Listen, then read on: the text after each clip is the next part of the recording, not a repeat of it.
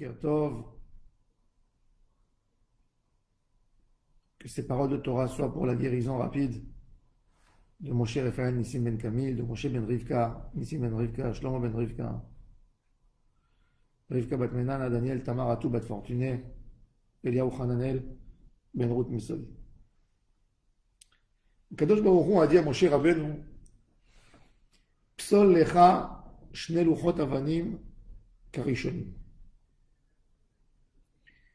Les premières tables de la loi ont été données par Kadosh Baruch Hu à Moshe Rabbeinu. Moshe n'a pas intervenu dans les tables de la loi qu'il a fait descendre du ciel.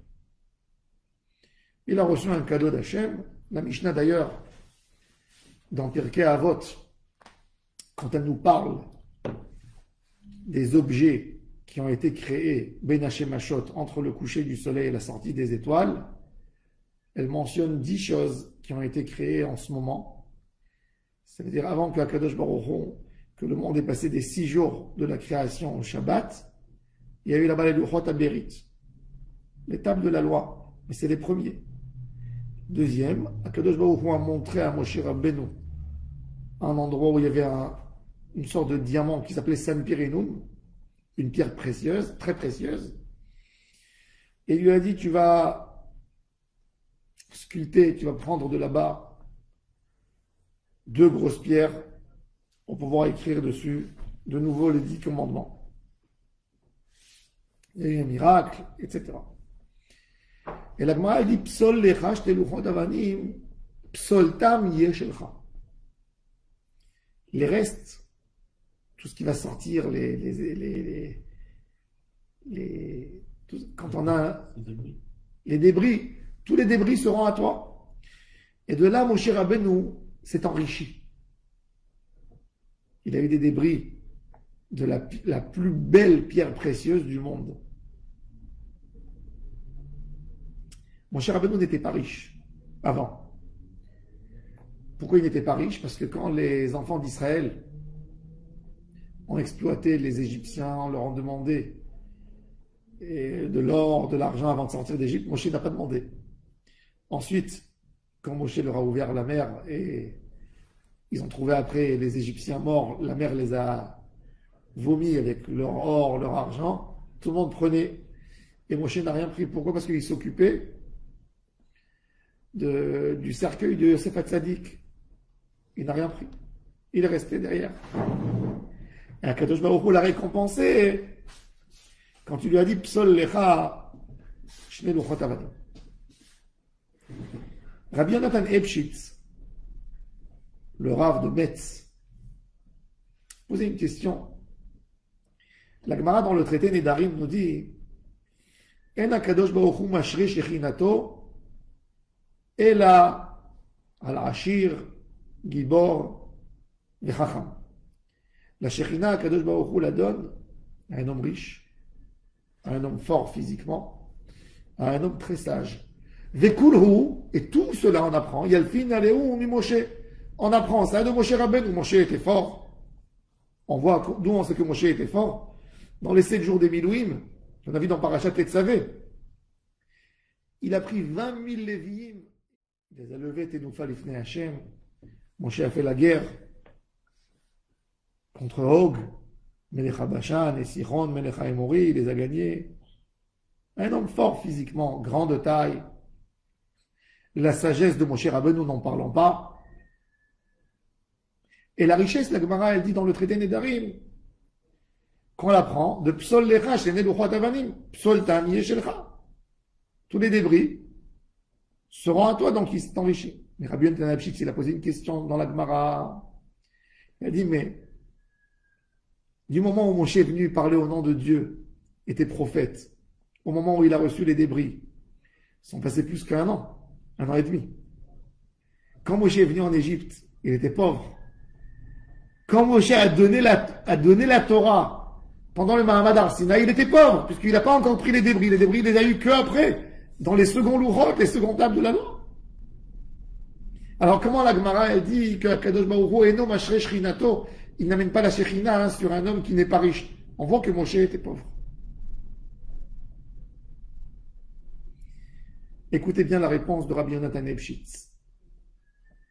Rabbi Yonatan explique que cette idée, pourquoi on a besoin que le prophète il soit riche? Pour que ses paroles seront appréciées. Si demain il y a quelqu'un qui vous donne un conseil, vous voyez un clochard dans la rue, il vous donne un conseil, vous ne faites pas cas. Mais si demain Bill Gates passe à la télé et vous donne un conseil, tout le monde le suit. Comme il a dit Shlomo HaMelech, Chochmat misken bezouya, udevarav enam nishma'im. Le malheureux, même sa sagesse, elle n'est pas appréciée. Vous pouvez voir des politiciens. Les gens retiennent plus une phrase d'un joueur de football qu'une phrase qui a été dite par un homme sage, par un écrivain.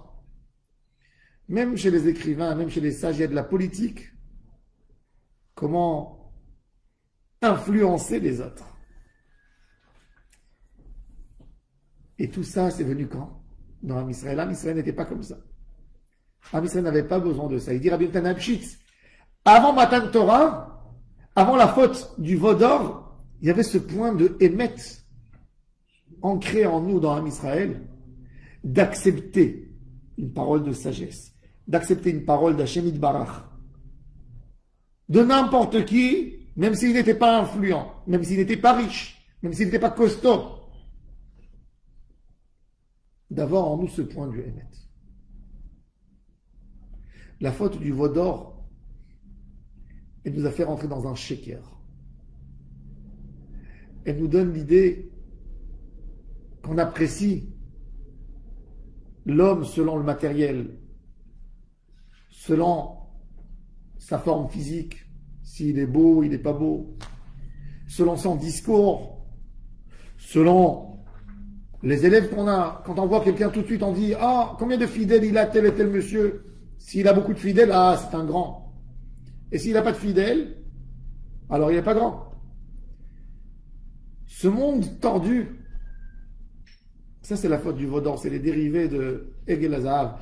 Et c'est pour ça qu'après le Hegel, Moshe avait besoin d'être riche. Parce que s'il n'était pas riche, sa Torah n'était pas appréciée. Une vraie Torah, c'est de regarder la Torah même. Et pas l'image qu'il y a derrière. Regardez les paroles. De voir comment les paroles, elles agissent sur nous. Comment elles rentrent dans nos esprits. Comment elles rentrent dans nos cœurs. Comment elles nous aident à se rapprocher à l'Éternel. Ça, c'est l'idée de Torah. Et ça, c'est ce qu'on a perdu pendant la faute du veau d'or. Et c'est pour ça que Moshe Rabbeinu a couvert son visage. Comme s'il disait au béni Israël, n'étudiez pas la Torah parce que je brille, parce que j'ai une lumière. Prenez le message. Un jour, Rabbi Avraham Ibn Ezra, une anecdote, il était invité. Ouais, il n'était pas invité, il avait faim, c'était un homme pauvre, il n'avait pas de quoi manger. Et il a entendu qu'il y avait un mariage, un grand mariage d'un homme riche, dans un endroit. Et il est venu, il voulait qu'on le fasse rentrer pour manger un plat, il n'a pas mangé quelques jours, le pauvre. Et quand il est rentré, on l'a tout de suite arrêté, ils ont vu qu'il était habillé comme un clochard. Tu rentres pas dans la salle. Il a dit, mais je suis rabbin. T'es un clochard. Le pauvre, il était affamé. Il a vu un monsieur qui sortait de la salle avec un très bel habit. Il a dit, je vais mourir. Il a dit, quoi je peux t'aider? Il dit, j'ai besoin de manger. Il dit, mais comment tu veux? Alors il dit, prête-moi ton habit, on va me laisser rentrer avec un bel habit. Il a dit, rentre, tiens, prends l'habit pour toi. Il lui a donné l'habit. Il a bien arrangé l'habit sur lui. Et il est rentré comme ça, comme un... Tout de suite, on lui a embrassé les mains. Et on l'a pris, on l'a mis dans la table d'honneur. Quand on lui a amené devant lui le repas, la soupe, qu'est-ce qu'il a fait Rabbi Avraham? Il s'est levé, il a enlevé l'habit. Et il a pris l'habit et il l'a trempé dans la soupe. On dit, quoi? Qu'est-ce que tu es en train de faire? Il dit, je vois que vous respectez l'habit, donc il faut donner à l'habit à manger. Vous ne respectez pas l'homme, il faut donner à l'habit à manger. Le beged, c'est un mensonge. C'est pour ça que beged, il s'appelle beged, une sorte de trahison. Boged, c'est de la trahison. C'est pas la vraie image de l'homme. Il faut s'habituer, si on a envie de réparer la faute du veau d'or, c'est d'accepter les paroles d'Hachem telles qu'elles sont, sans maquillage, sans personnalité autour. Le Baal Shem Tov, quand il enseignait la Torah à ses élèves, il a interdit de mettre sur la table même une bouteille d'alcool pour faire un petit lechaim, pour ne pas qu'on dise que les élèves sont venus pour boire et pas pour étudier.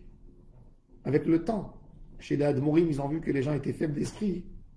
Alors, ils faisaient ce qui s'appelle le tish, une belle table, où on proposait aussi à manger. Une parole de Torah n'a pas besoin de maisonnote et d'un kidouche et d'un buffet. Elle est magnifique avec ce qu'elle est. La Torah n'a pas besoin de représentants. Elle n'a pas besoin de commercial. Elle n'a pas besoin qu'on la rende belle. Elle est belle. Elle est magnifique. Si Moshe Rabbeinu a besoin d'être riche pour que ses paroles soient entendues, c'est la misère de notre génération. Si un homme comme Moshe, le Emet de Moshe Rabbeinu, l'homme le plus proche d'Hachem, Velo Kamrod Navi Israël que Moshe Asher Dawa Adonai Panim El Panim. S'il a besoin, c'est qu'Akadosh Baruch Hu lui dit prends les débris pour être riche, pour que tu sois écouté, pour que le peuple t'apprécie. C'est notre malheur. C'est notre malheur. Parce que combien de Emet on rate dans notre vie parce qu'on est attaché à du matérialisme. Combien de Emet un homme peut rater dans sa vie parce que il dit ce rave n'est pas à la mode. Étudier tel et tel livre, c'est pas le top aujourd'hui. Les gens sont pas impressionnés. C'est pas les habitudes de tout le monde. Combien de Emet l'homme rate dans sa vie? Combien de Emet? Cette idée, elle perturbe. Parce que chacun de nous doit penser, est-ce que je fais tout dans ma vie parce que c'est le Emet ou parce que c'est sympa, il y a tout le monde qui sont là-dedans dans le truc. Ça serait beau si je dis avec mes amis telle parole de tel rave, c'est la tendance, c'est la mode. Ça, c'est pour le klal. Akadosh Baruch Hu a dit, c'est vrai, Akadosh Baruch Hu ne nous demande pas non plus à pas dire à Moshe Rabbeinu, reste comme tu es, celui qui te connaît, tant mieux, celui qui ne te connaît pas, tant pis. Non. Parce qu'Akadosh Baruch Hu, il a une responsabilité pour le Ham Israël. Mais nous, on parle des individus. Il faut sortir de cette norme, sortir de cette règle, chercher le Emet à tout prix, à tout prix. Ce qui nous coûte, c'est le Emet. On ne peut pas se mentir à nous-mêmes. On ne peut pas choisir une Torah que parce que le Rav il est à la mode. Il raconte des belles histoires, il y a du monde, il y a des riches à côté. Non. Le Emet d'Hachem Yitbarach, c'est le Emet des graines qu'Akadosh Baruch Hu a semées dans cette Torah qui m'a été apportée par ce tzaddik qui est Oved Hashem. C'est tout. C'est la seule chose qui doit être devant nous. Pas de tendance, pas de mode, pas d'effets secondaires, pas de lumière, pas des ricochettes, pas des... Que Emet Hashem. Veidaber Hashem el Moshe. C'est la parole que Hashem a parlé à Moshe et je dois l'écouter. Quand j'écoute le tzaddik à Emet, j'écoute Hashem, ce que Hashem a voulu que j'entende par l'intermédiaire du tzaddik. Quand le tzaddik il me plaît parce qu'il y a une foule, C'est pas le Emet d'Hachem que j'entends. J'entends ce qui me plaît. C'est sympa, les amis sont là. C'est plus Hachem. Si on a envie de faire la réparation du Chet HaEgel, de recevoir la lumière de Torah, de Diberot Rishonot, que cette lumière nous éclaire, au moment de cette lumière, Moshe était pauvre. C'est Moshe Yedaber vers Elohim Ya'anenu Bekol. C'est une voix d'Akadosh Baruch Hu, une voix de Emet. Le tzaddik à Emet, il n'a pas beaucoup autour de lui. Le Hari Akadosh, quand il s'est dévoilé, pas beaucoup d'élèves, beaucoup de personnes mettaient en doute sa Torah. Commençait avec quelques élèves. Sa lumière, elle s'est dévoilée bien après sa mort, dans nos générations à nous. Baal Shem Tov. Aujourd'hui, on voit le mouvement chassidique qui est énorme. Mais à l'époque, Baal Shem Tov était mis en quarantaine par la société. Il a découvert des nouvelles choses. Il était considéré comme le rabbin des hommes simples, des villageois, des gens qui dansent, qui font les fous toute la journée. Rabbeinu Akadosh, Rabbi Nachman, combien d'élèves il avait? Peu. Pas comme des rabbinim à son époque, il y avait des milliers qui allaient leur taper à la porte. Mais ces gens qui avaient des milliers n'ont pas laissé un héritage pour Am Israël. Et l'héritage de Rabbeinu Akadosh aujourd'hui, qui éclaire du bout du monde à l'autre bout. Le Emet, il tient par lui-même. Le Sheker, c'est un monde d'aspect, un monde maquillé. Isha Yafa Vesarat Ta'am. Un homme peut voir une femme dans la rue, ah, elle est belle, parce qu'elle est maquillée, regarde-la à la maison. Tu ne voudras même pas la regarder. La Torah, ça doit être la pnimi où tu en as besoin de chercher l'intérieur, jamais l'extérieur. Et comment on regarde ça? Se connecter dans le Emet qu'on a besoin dans notre Neshama. Qu'est-ce que ma Neshama, elle ressent? Écouter notre Neshama et pas mettre le cœur, les tentations, dans l'étude de la Torah. Écouter notre Neshama. Ça, c'est la Avodat Hashem. Ça, c'est les Luchot Rishonot. Il faut faire un travail sur ça. De se coller dans le Emet. De chercher une pnimiyut. L'intérieur et pas l'extérieur. Pas le fruit à l'extérieur. On n'a pas envie de... Le fruit à l'extérieur, c'est la kélipa. C'est exactement ça. C'est ce qui empêche d'accéder au goût de l'intérieur. Des fois, un homme, il voit un fruit, il n'est pas beau à l'extérieur. Alors il le laisse, il ne prend pas. Mais le chacham, il sait que le fruit, il est à l'intérieur. Le fruit, il est à l'intérieur. À l'intérieur, c'est toujours moins beau qu'à l'extérieur. Un fruit, quand il attire l'œil, c'est dans son apparence. C'est de la peau, tu ne manges pas. Tu manges l'intérieur, tu ne manges pas l'extérieur. L'extérieur, comment ça s'appelle dans le langage de la Kabbalah? Klipa. C'est de la klipa. Heureux l'homme qui a mangé de l'intérieur du fruit. Ça, c'est Et Haïm. Ça, c'est que quand on mange du Et Haïm, c'est la pnimiou de la Torah. C'est le shoresh du shoresh. C'est le Ensof qui éclaire en nous. Et on se déconnecte des clipotes qui sont des aspects extérieurs. Je vous souhaite à tous et à toutes une excellente journée, une vie de Emet, de Emouna, Emet dans Hachem, Emet dans ses tzadikim. Amen, amen.